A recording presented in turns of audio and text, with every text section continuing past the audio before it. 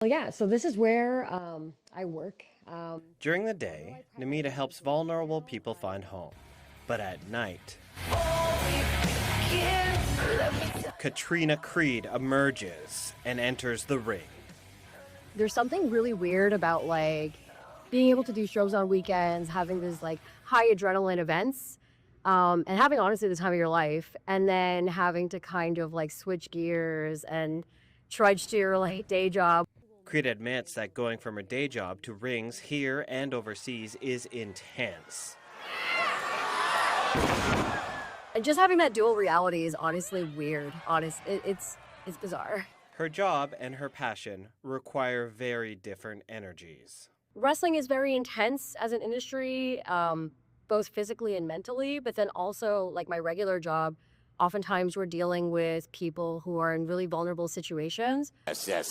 Well, it's good From to see, adrenaline and you know, aggression all to nurturing and compassion, Creed has one of the more extreme day-to-night transitions. She's not alone. We've had a lot of interesting day jobs over the year. Andrew Stott, or the Professor Shane Hawk, is co-director of the International Wrestling Syndicate. He is also a senior content creator for an international company during the day. Sometimes people will say, how can you be cheered or booed by, hundreds of fans and then go to work on Monday? And it's because it's really not that big of a deal. It's work, right? It's the same thing that we do everywhere else. It's just going back and forth between two different worlds that require so much of you. And for a while, and even now, it's kind of all I do. So Creed's coworker, Akira Buhena, says it's important to have an outlet.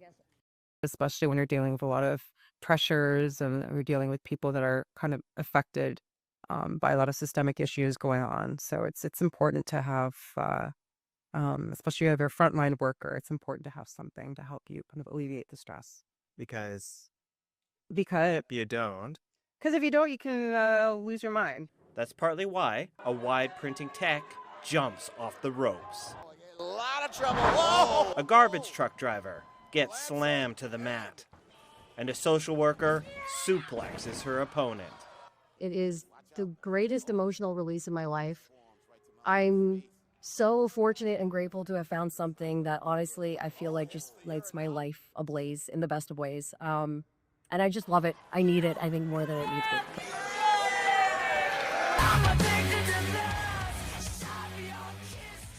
She needs to feel the joy of pain to deal with her stress. Daniel J. Rowe, CTV News.